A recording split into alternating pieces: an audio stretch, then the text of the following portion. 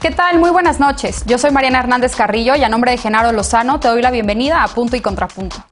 ¿De qué morimos las y los mexicanos? Además del Censo de Población 2020, el INEGI ha dado a conocer esta semana cifras preliminares de muertes violentas y muertes por enfermedad. La COVID se ubica como segunda causa de muerte y los homicidios bajaron ligeramente. Veremos qué lectura dan nuestras y nuestros panelistas a estas cifras.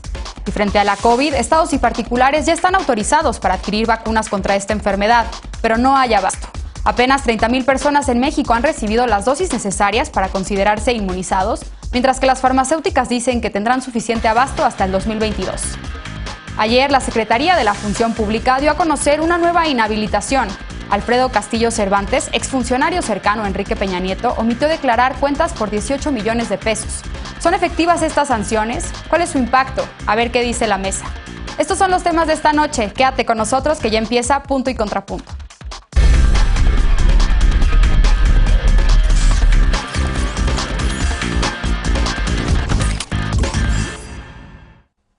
Esta mañana, el INEGI presentó las cifras preliminares de las muertes registradas en México de enero a agosto de 2020.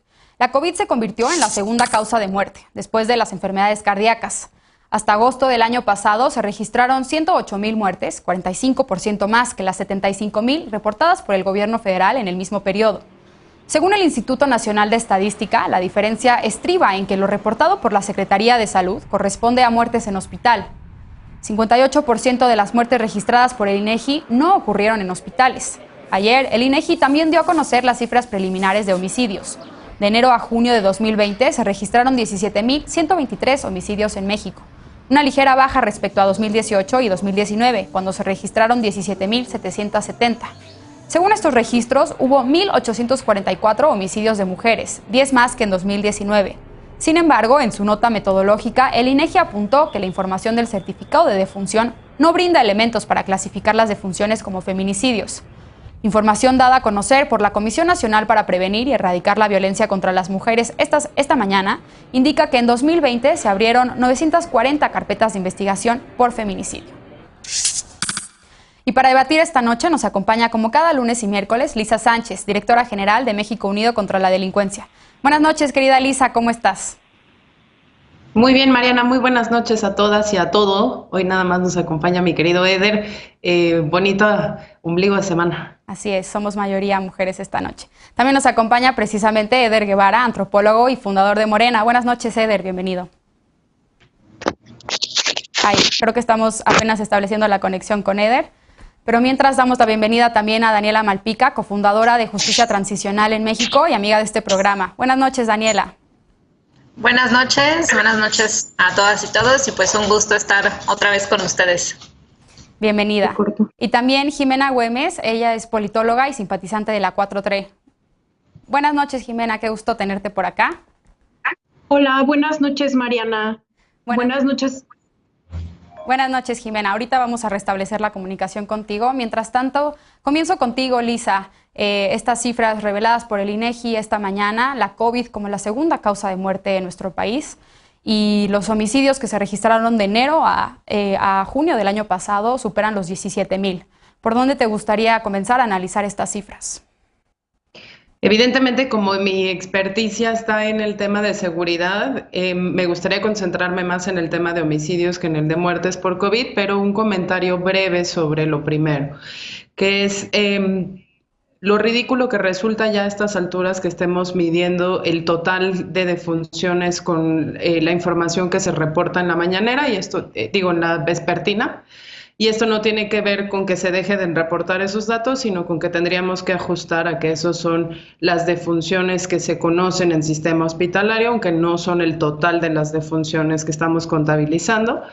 Y el hecho de que evidentemente pues hubo una instrucción por lo menos confusa durante ese primer semestre de la pandemia o ese primer año de la pandemia, en donde le decíamos a la gente que si no tenía síntomas fuertes se quedara en casa, porque lo que estamos viendo es justamente que una gran proporción de las personas que desafortunadamente hemos perdido a esta enfermedad, pues murieron en casa con las complicaciones que eso conllevó para las familias, tanto en el aviso a la autoridad ministerial para poder levantar las actas de defunción, como en el traslado y la movilización de los cuerpos de los fallecidos, que no podían trasladarse ni a las funerarias ni a los crematorios antes de que hubiese una autoridad que certificara precisamente esa muerte.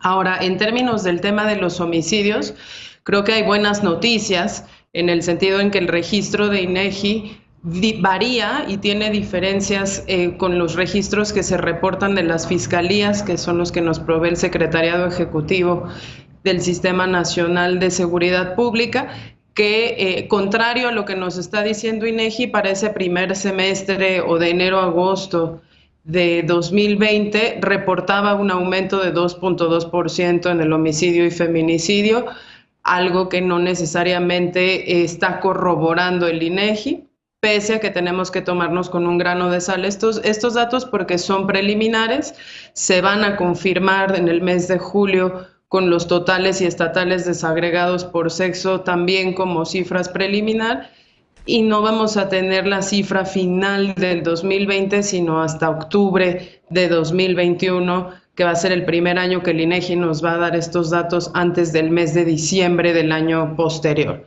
Creo que esa buena noticia hay que recalcarla. Sin embargo, yo estuve leyendo varios de los informes estadísticos y de los informes de riesgo país que hacen muchísimas empresas y centros de estudio, y en ellos lo que sí se coincide, y que en esta discrepancia de los datos contra también la disminución potencial de otros delitos, es que tenemos que seguir descontando el efecto de la pandemia.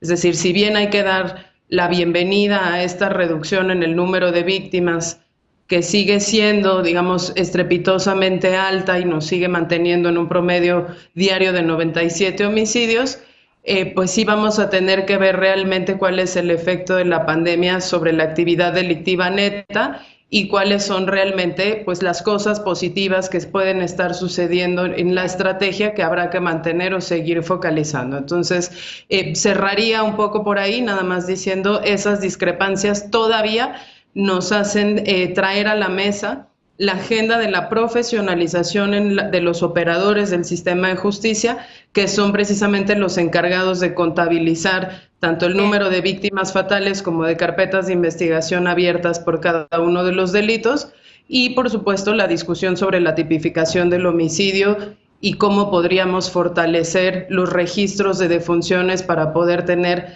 menos discrepancias entre lo que las fiscalías dan como feminicidio y lo que se puede obtener a partir de esos certificados de defunción. Bien.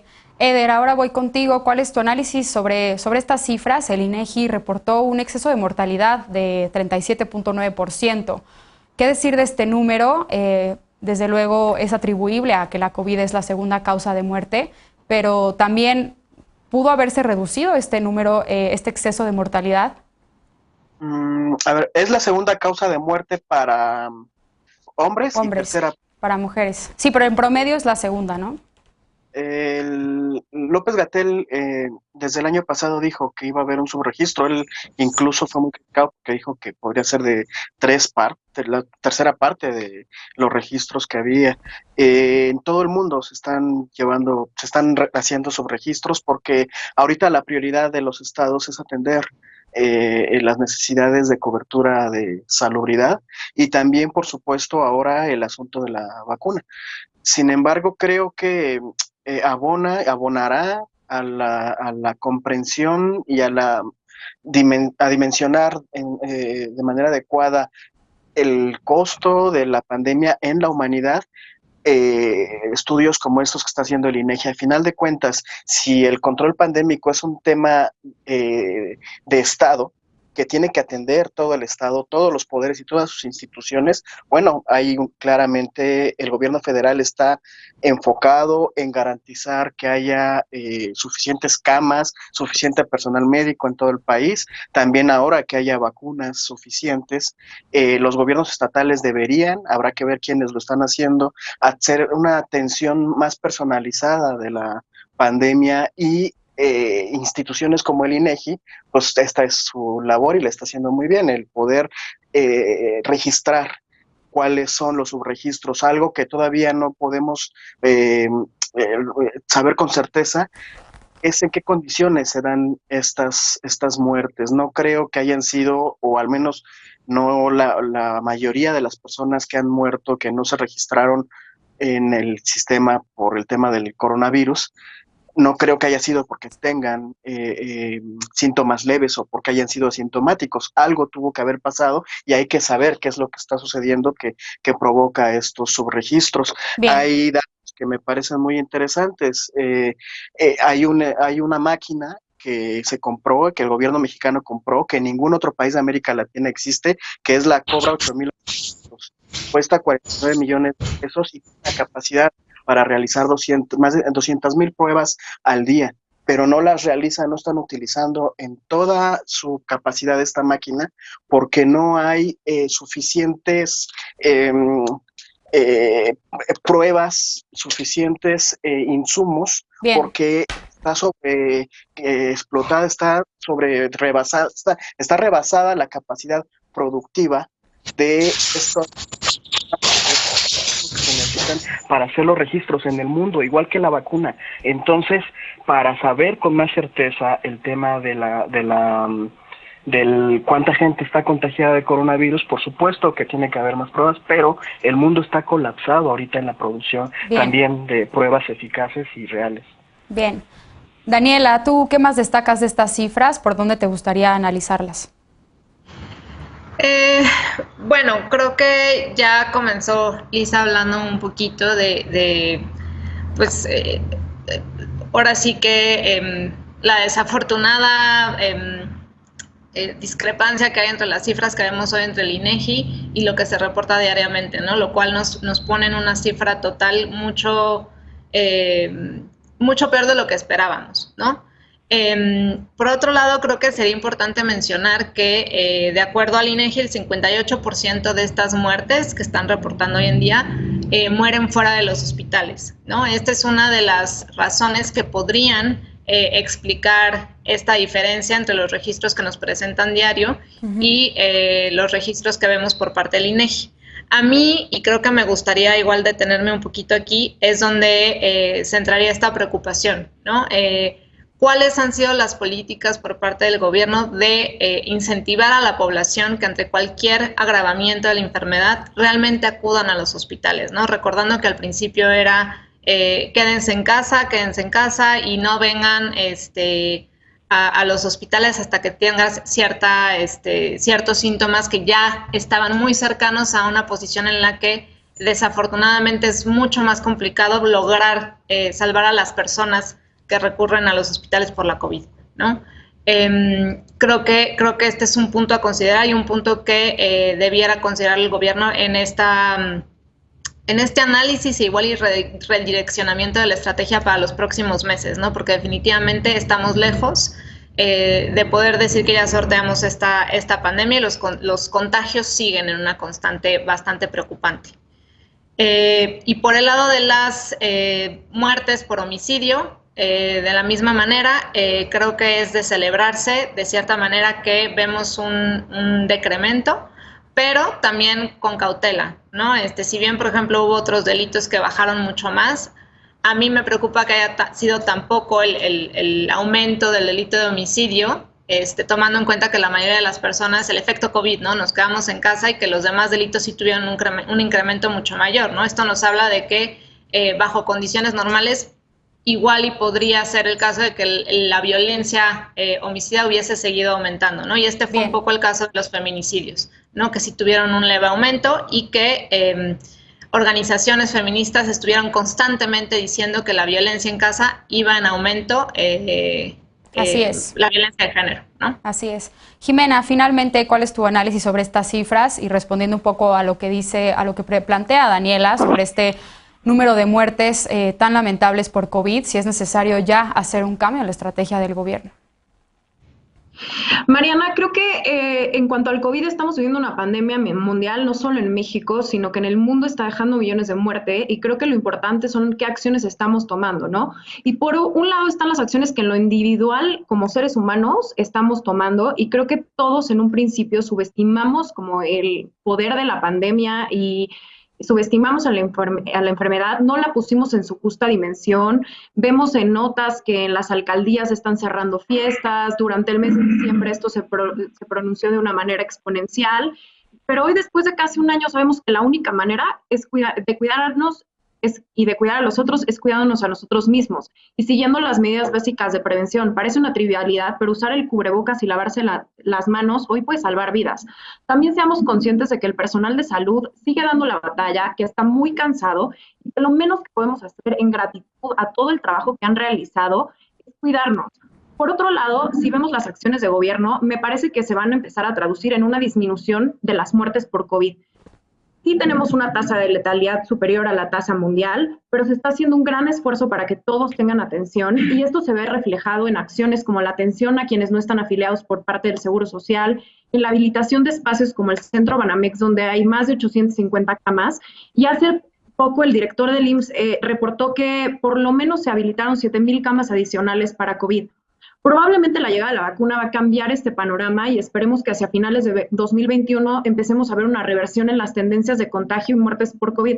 Me parece interesante esto que decía Daniela sobre el punto en el que decides o no ir al hospital, ¿no? Creo que también como población estamos mucho más conscientes de qué significa el COVID y que tenemos que recibir atención a tiempo.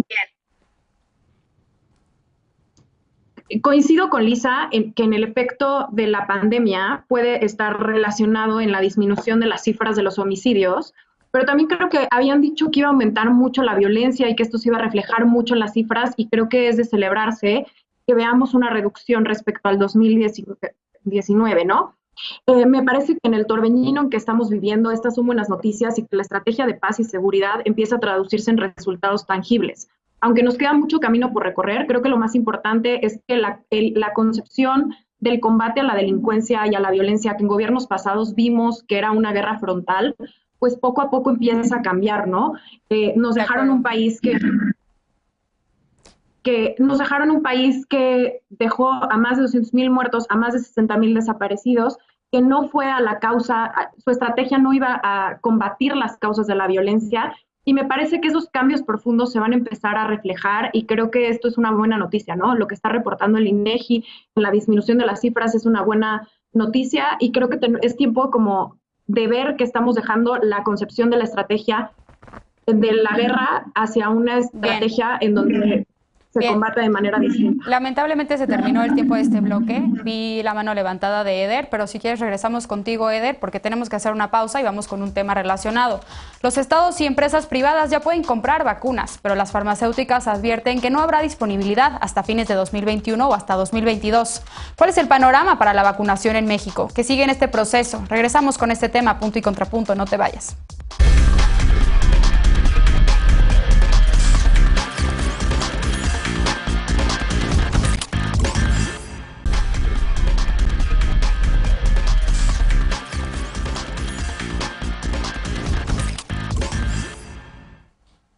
Ya estamos de regreso en Punto y Contrapunto. Este lunes se publicó en el Diario Oficial de la Federación el acuerdo que permite a gobiernos locales y empresas particulares adquirir vacunas contra la COVID-19, pero no hay stock suficiente de vacunas. Las farmacéuticas así lo han confirmado y, de hecho, AstraZeneca y Pfizer enfrentan duras críticas en Europa, donde no han cumplido con las fechas de entregas de las inmunizaciones. Veamos en contexto. Desde este lunes, tanto gobiernos estatales como empresas privadas pueden comprar vacunas contra la COVID-19, pero la demanda mundial impedirá que las obtengan pronto. Desde diciembre de 2020, los gobernadores que integran la Alianza Federalista propusieron comprar vacunas a la par que el gobierno federal. El presidente López Obrador rechazó la propuesta, pero la semana pasada finalmente autorizó que entidades e iniciativa privada adquieran, distribuyan y comercialicen la vacuna. Los interesados en adquirir inmunizaciones deberán suscribir contratos con las farmacéuticas autorizadas por COFEPRIS e informar la cantidad de dosis adquiridas al gobierno federal. AstraZeneca y Pfizer, ambas autorizadas, informaron que no tendrán disponibilidad de vacunas hasta fines de 2021 o inicios de 2022. Desde el 24 de diciembre, el gobierno federal ha aplicado 652,000 dosis de la vacuna desarrollada por Pfizer BioNTech, principalmente a personal de salud. Ayer el gobierno federal informó que se recibirán 24 millones de la vacuna rusa Sputnik V, aún pendiente de autorización, igual que la producida por CanSino. También se prevé que la vacuna de AstraZeneca, que se envasará en México, esté disponible a fines de marzo. La Cancillería informó que entre enero y marzo, México recibirá 21.394.000 dosis de vacunas de 5 farmacéuticas. El subsecretario de Salud, Hugo López-Gatell, descartó adquirir vacunas de la estadounidense Moderna porque, según él, las pactadas con otras farmacéuticas son suficientes. Aún así, Moderna presentará ante la COFEPRIS una solicitud de uso de emergencia. De obtenerla, gobiernos locales y empresas podrían tramitar su compra. Punto y contrapunto.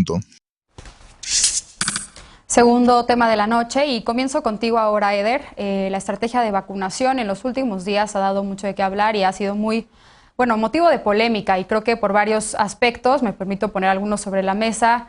Creo que uno de ellos ha sido precisamente lo que ya decía la nota, este anuncio de que el gobierno va a adquirir la vacuna rusa Sputnik 5, y también que se pretende inmunizar a la población con la vacuna desarrollada por China, CanSino, cuando todavía no tiene una aprobación de la COFEPRIS, ¿no? Otro de los temas también ha sido el tema de que se ha inmunizado a personal docente y profesores de Campeche, y todavía no se termina de inmunizar al personal de salud, como se había contemplado en el Plan Nacional de Vacunación durante esta primera etapa.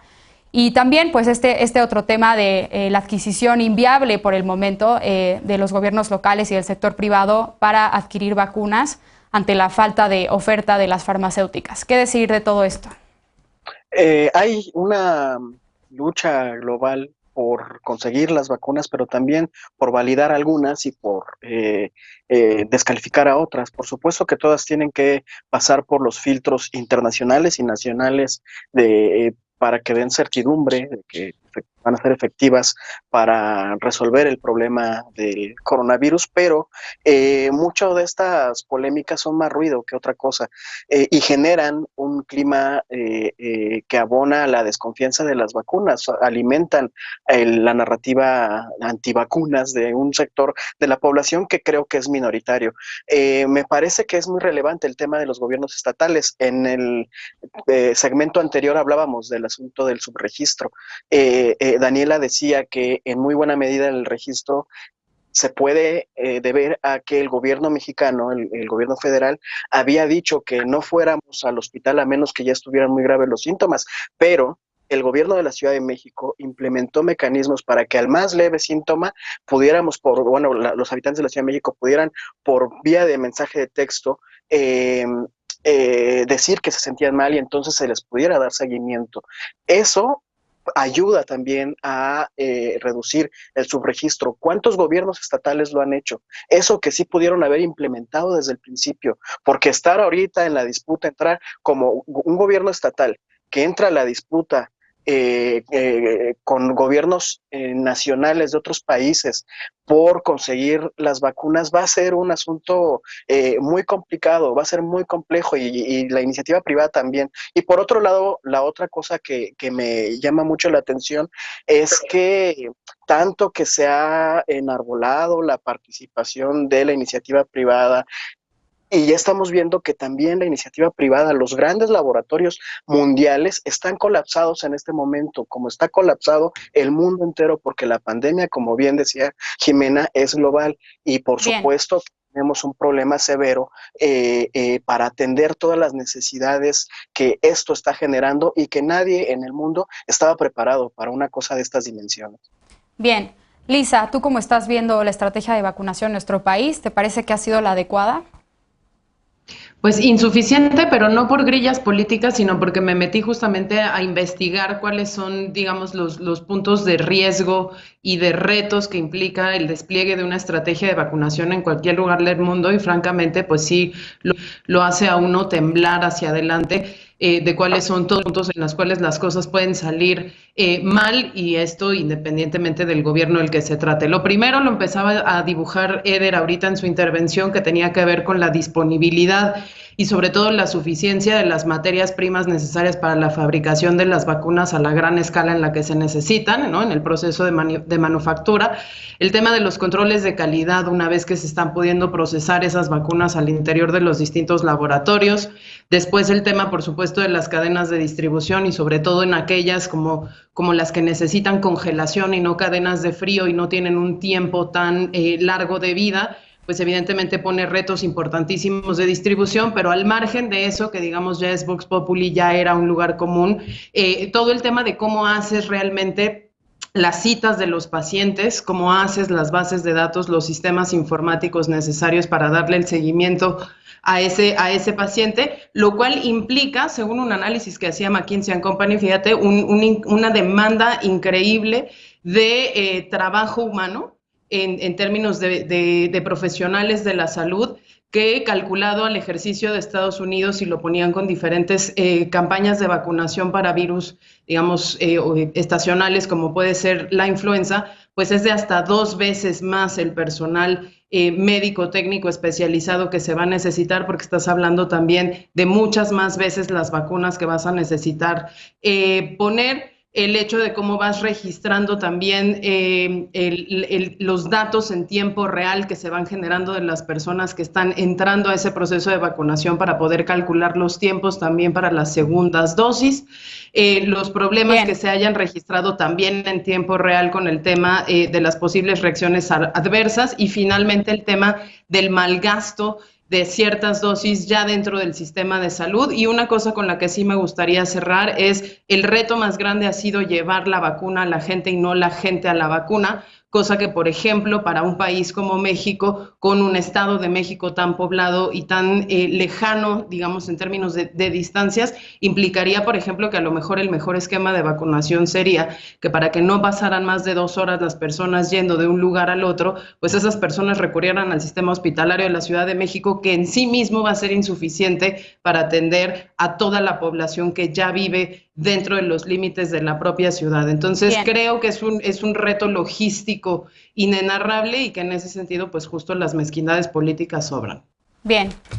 Jimena, Lisa ya pone sobre la mesa algunos de los retos principales en la jornada de vacunación en nuestro país.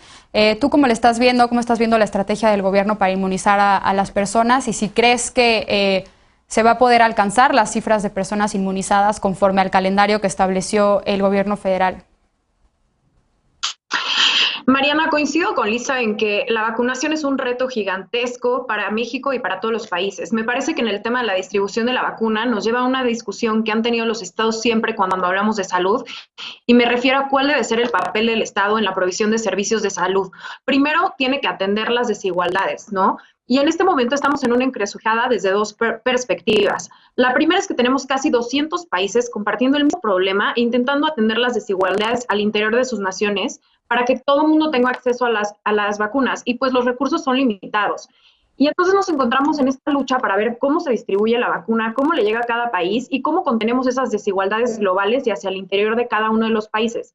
Porque si algo ha sacado a relucir esta pandemia es que vivimos en un mundo muy desigual y que las oportunidades para accesar a la atención de la salud depende de dónde estás parado, y eso aplica también para nuestro país. Porque en esta primera etapa de vacunación son muy pocos países los que ya están recibiendo la vacuna, y estas desigualdades se siguen marcando, ¿no?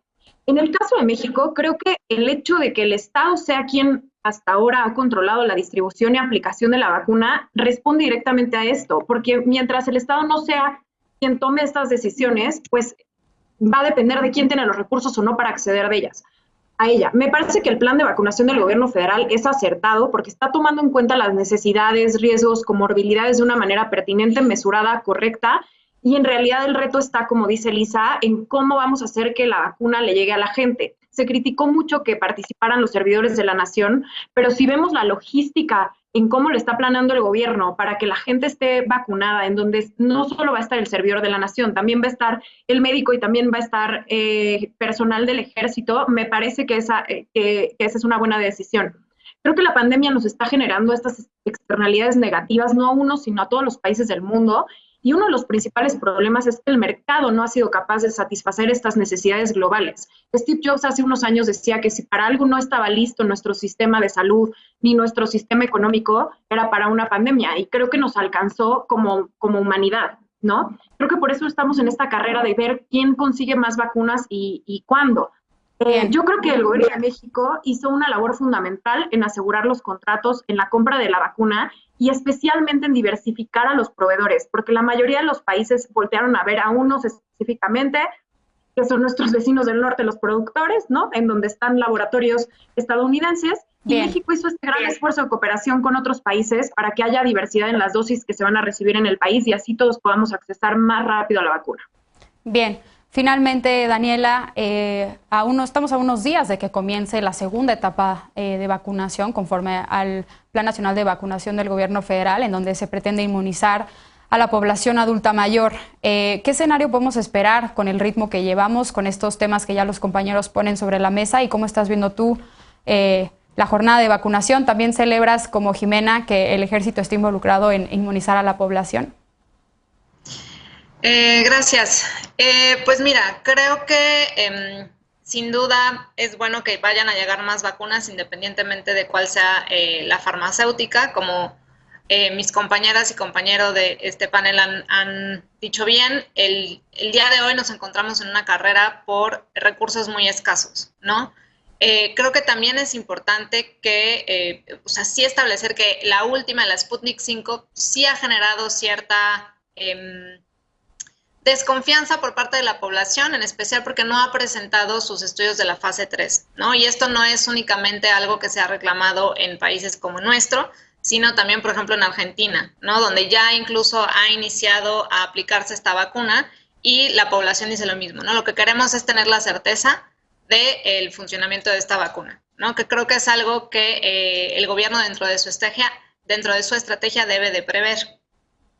Ahora, creo que las estrategias, no solo de vacunación, pero de prevención, atención y como de prevención, esta vacunación, deben de ser integrales, ¿no? Entonces, me parece un poco desatinado, por un lado, felicitar únicamente a la Ciudad de México cuando no hubo una estrategia realmente planteada desde el gobierno central para poder atender a la población en condiciones de igualdad, ¿no?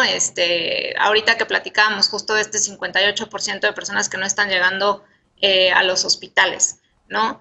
Entonces me parece fundamental que bueno, yo no celebro mucho que esté implementando el ejército la vacuna. Creo que dentro de esta integralidad que estoy mencionando, había maneras de incluir no únicamente al ejército y a los servidores de la nación, sino también a la iniciativa privada y a los estados, y que no necesariamente implicaban que la vacuna se estuviese vendiendo, ¿no? Una cosa es permitir y incorporarlos dentro de las estrategias, y otra muy distinta, el permitir que esto fuera un bien privatizado, ¿no? Bien. ¿Alguien quiere agregar algo más? Lisa, 30 segundos y después Ceder. Sí. Me parece que una cosa es celebrar justamente que haya una cierta centralización y un despliegue coordinado de la vacuna, como decía Daniela, y otra muy distinta es celebrar que tengamos un plan de vacunación que siquiera se asome o dé los atisbos de ser eficiente. Porque lo que vimos en este momento es que se le hicieron las cosas más fáciles al ejército, no necesariamente a las personas y a los médicos, que justamente tuvieron que gastar horas y horas en ir a los lugares en donde se tenía que administrar la vacuna, mientras no fue necesariamente el gobierno quien llegó a los lugares de trabajo, en todos los lugares en donde esto ya se empezó a implementar. Y segundo, el sistema informático y de datos en tiempo real no va a existir si lo vamos a capturar todo en papel a partir del procesamiento de la información humano por humano con las famosas brigadas correcaminos, con los famosos servidores de la nación. Por favor, sí tenemos que tener un plan de distribución y de aplicación serio que nos permita tomar decisiones en tiempo real y no estar haciendo los ajustes como los mismos ajustes que hemos estado haciendo con la metodología de la medición de muertos de la pandemia para saber si sube o baja 3, 2 o 7 días después o 5 semanas después. Entonces, esa es la parte en la cual, pues sí, no podemos celebrar esas ineficiencias, perdón. Eder, tenemos 20 segundos. Sí, a ver, yo tuve la oportunidad en algún momento de acompañar a servidores de la nación, nada más de metiche para saber cómo funcionaba, en la estrategia para repartir los apoyos económicos de las pensiones de adultos mayores.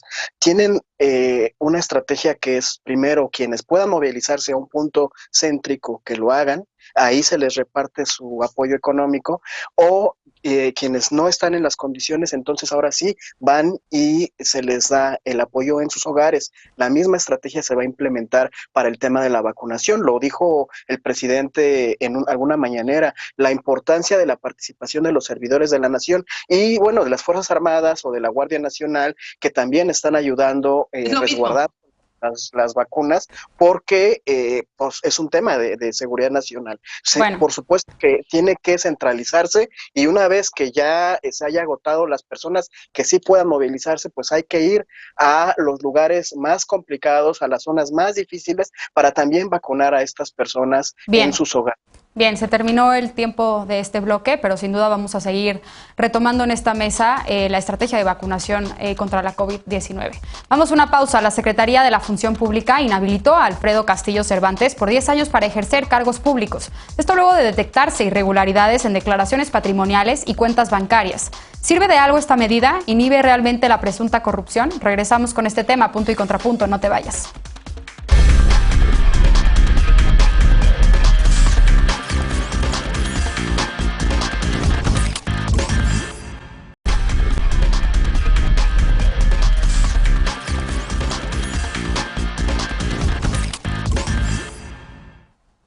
Regresamos a punto y contrapunto.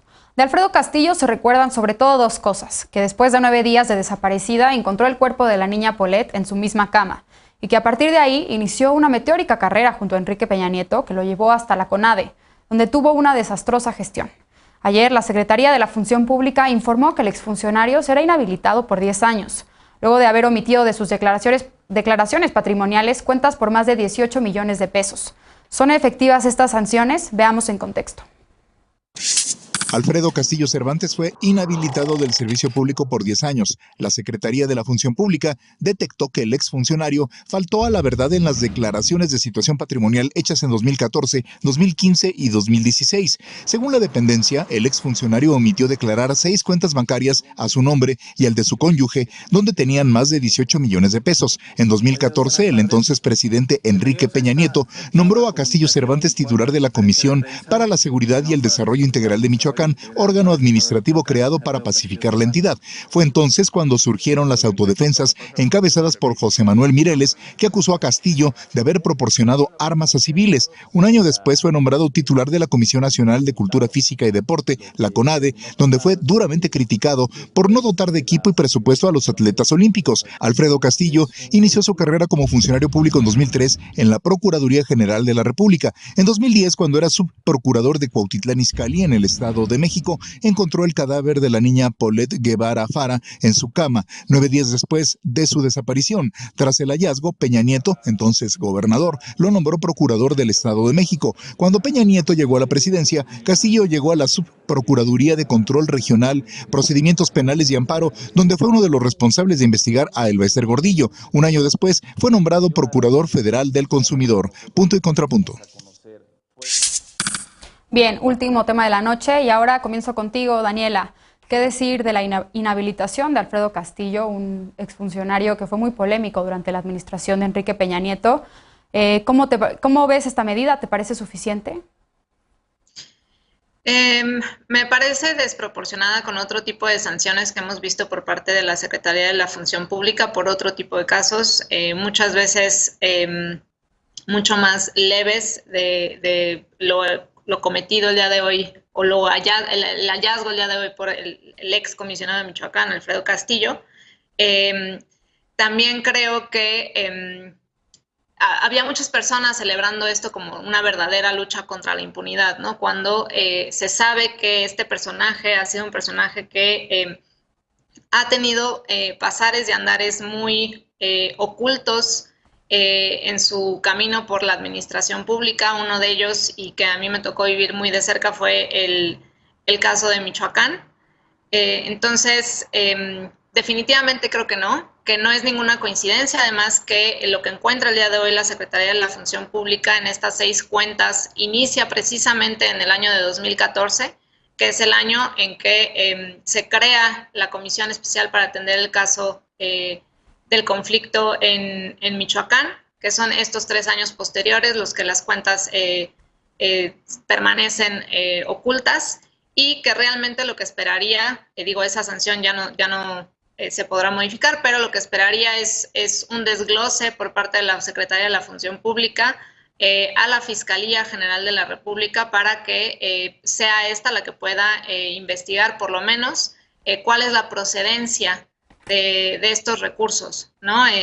Tomando en cuenta además que precisamente era un estado en el que hay una red de macrocriminalidad, se probó que había una red de macrocriminalidad entre altas esferas tanto de las fuerzas de seguridad federales, estatales, municipales, con el gobierno estatal.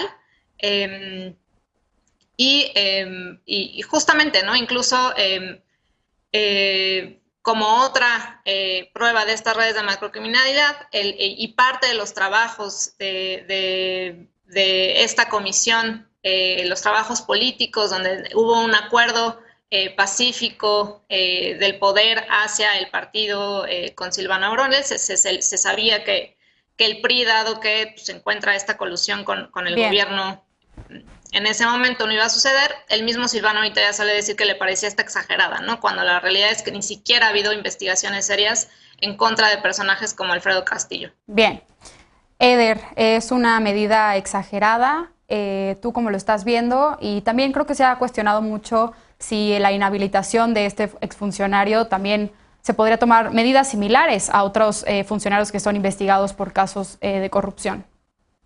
No, yo creo que es una bicoca esta medida, esta sanción, respecto a todos los casos por los que se le tiene que investigar a Castillo. Decías tú al inicio que él era recordado por el caso Paulet y por el papel que jugó en la CONADE. Yo lo recuerdo también por lo que decía Daniel ahorita, el papel que jugó en Michoacán como virrey impuesto por Enrique Peña Nieto, y la manera en la que se incrementó la violencia en el estado cuando él estuvo ahí operando, la manera en la que se diversificaron los cárteles que operaban en Michoacán, pero también la manera en la que desmantelaron a las autodefensas, que eran el único remanso de resistencia en ese momento allá en el estado, y la forma también en la que detuvieron a Mireles, en la que lo torturaron hasta casi asesinarlo, y todas las denuncias de distintos sectores que habían por su presunta colusión con los grupos del crimen organizado. Entonces, esta medida está bien, pero no creo que esto le preocupe a Castillo. Creo que tiene que haber una investigación muy seria de la Fiscalía General de la República y deslindar responsabilidades del papel que jugó en todos estos procesos de descomposición del tejido social en Michoacán y en el Estado de México. Y bien, por supuesto también que se investigue por los casos de corrupción que sucedieron en la CONADE. Por último, creo que él es uno de los arquetipos de lo que representan el PRIAN. Se criticaban y se enfrentaban ellos públicamente, pero al final terminaron trabajando con un mismo objetivo, a tal grado que hoy uno de sus principales defensores es el actual gobernador, representante de la alianza PAN-PRD. Bien. Lisa, ¿tú coincides con Eder y con Daniela? ¿Es necesaria una investigación judicial que indague la procedencia de estos 18 millones de pesos? ¿Qué más destacarías tú de este caso? Bueno, pues sí, porque si él era funcionario público cuando olvidó incluir en sus declaraciones patrimoniales cuentas a nombre suyo y de su cónyuge, así como Bartlett olvidó que tenía 18 casas y luego olvidó también que tenía esposa, pues evidentemente no solo cuenta la inhabilitación, sino también la investigación que se haga sobre la procedencia de esos recursos. Pero al margen de eso, yo sí coincido con el sentimiento de la mesa. Lo más importante o el daño más importante que le hizo este personaje por las órdenes, la estrategia, el tipo de acciones que respaldó y en su momento implementó fue justamente la estrategia de armamento, ¿no? de las autodefensas en Michoacán, que llevó al encarcelamiento de Mireles, pero no solo, sino también al empoderamiento pues de grupos criminales que después se transformaron ellos mismos en brazos armados de otros grupos criminales o en grupos criminales autónomos, como podía ser el nuevo cártel de los Viagras, que sustituyó a los Caballeros Templarios después de que estos pues se habían sido reducidos de alguna manera, precisamente porque el propio gobierno federal había suministrado armas de uso exclusivo del ejército pues a grupos de los que no se habían hecho suficientes investigaciones y que no pudieron controlar al final del día, y que tienen responsabilidad al margen ya de si hubo un suministro ilegal de armas, al margen de que si hubo violaciones, digamos, a la legalidad en hacer esto por parte del Estado, tuvo implicaciones en la victimización de la población de Michoacán. Por un lado y por otro, la población sufrió homicidios, sufrió otros delitos, sufrió extorsión, muchas otras formas de crimen, que son precisamente las cosas que en las organizaciones como la que trabaja Daniela justamente se aboga por investigar, ¿no? Que son las famosas redes de macrocriminalidad. ¿Qué está pasando? ¿Cuáles son las causas? ¿Cuáles son las complicidades entre muchas autoridades que al final del día tienen como resultado el sufrimiento de la población y sobre todo su nulo acceso a la justicia y a la reparación? Bien. Por último, Jimena, ¿qué más destacarías tú de la inhabilitación de Alfredo Castillo? ¿Coincides con las compañeras? Mariana, creo que los cuatro coincidimos en lo mismo, ¿no? O sea, sigue siendo necesaria una investigación judicial para Alfredo Castillo, pero me parece que es el ejemplo perfecto de la impunidad y de estas complicidades que hubo en los sexenios anteriores para funcionarios públicos que no recibieron ningún tipo de sanción, ¿no? No es sorpresa para nadie que se encuentren omisiones en donde se presume enriquecimiento ilícito por parte de un funcionario de los sexenios anteriores. La constante siempre fue excesos, privilegios. Es una realidad a la que estábamos acostumbrados, al mal uso del gasto público, los moches, la falta de transparencia. Si trazamos la historia de Alfredo Castillo, pues es el ejemplo perfecto de cómo funcionaba el servicio público. Y si hablamos en específico de lo que le encontró la Secretaría de la Función Pública ahorita, que tiene que ver con su declaración patrimonial, me parece que es como esta complicidad que hubo una y otra vez. Y como dijeron ya también en la mesa, pues pasó muchos años sin hacer declaraciones públicas, ¿no? Siendo funcionario público. Entre 2012 y 2016 percibió más de 9 millones del erario público. Estamos hablando de 750,000 pesos mensuales más o menos. Y le faltó declarar 18 millones de pesos en cuentas a nombre de él y de la esposa. La verdad es que me parece que es hacer... o tenía miedo de lo que podía pasar, ¿no? Entonces me parece que este es el mismo comportamiento de los políticos del PRIAN, de gastar a manos llenas, de sacar dinero, de que no pase nada, y me parece que la inhabilitación de Alfredo Castillo es un paso más para romper este régimen de complicidades, ¿no? Y en lo que vemos en este gobierno es que empieza a haber como una serie de investigaciones que ya tienen consecuencias, porque no solamente es él, se están investigando 26,000 expedientes de responsabilidad administrativa y vamos a ver que este caso va a seguir pasando y pasando y pues cada vez va a haber más funcionarios públicos que tengan consecuencias y que no lo pensaron en el pasado. Yo me pregunto por qué bajo el mandato de Castillo pues hubo todas estas faltas de respeto a derechos humanos, por qué la CONADE no le dio los apoyos a los deportistas, pero sí los utilizó en trajes de Hugo Boss en la delegación mexicana en las Olimpiadas, por qué hubo tantas fallas en el organismo que llevó a Mireles a la cárcel, y así le podemos seguir sumando muchas. Bueno, lamentablemente se terminó el tiempo de este bloque, entonces vamos a un corte y regresamos ya para despedirnos con la paparrucha de esta noche. No te vayas.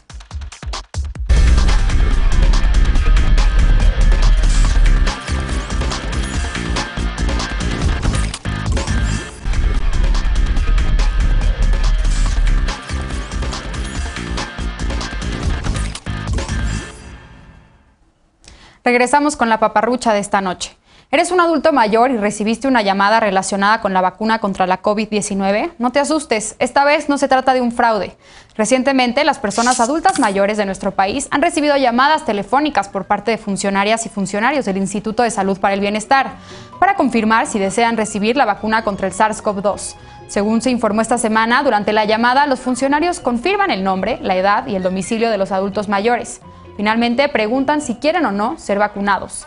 Si la respuesta es afirmativa, las autoridades coordinarán una visita a domicilio por parte de la brigada de vacunación. O si lo prefieren, podrá ir a un centro de vacunación acompañados de un familiar. Las autoridades aclararon que no es necesario que las personas adultas mayores se registren en ninguna parte, pues ellos ya tienen un padrón con los 15 millones de personas adultas que deberán vacunarse y que son quienes están recibiendo las llamadas. En grupos y redes sociales circula la imagen que ves en tu pantalla, supuestamente para inscribirse y recibir la vacuna. Pero no caigas en la paparrucha. Esta página es exclusiva para el personal de salud que atiende a pacientes con COVID y desea vacunarse. Así que seguiremos atentos a la segunda etapa de vacunación que inmunizará a los adultos mayores de 60 años y que comienza en febrero. No te descuides y sigue previniendo contagios. Lávate las manos, mantén siempre la sana distancia. Usa cubrebocas si vas a salir, pero si puedes, por favor, quédate en casa. Esto fue todo por esta noche. Muchas gracias a las panelistas por habernos acompañado. Gracias Lisa, gracias Daniela, gracias Jimena, gracias Eder.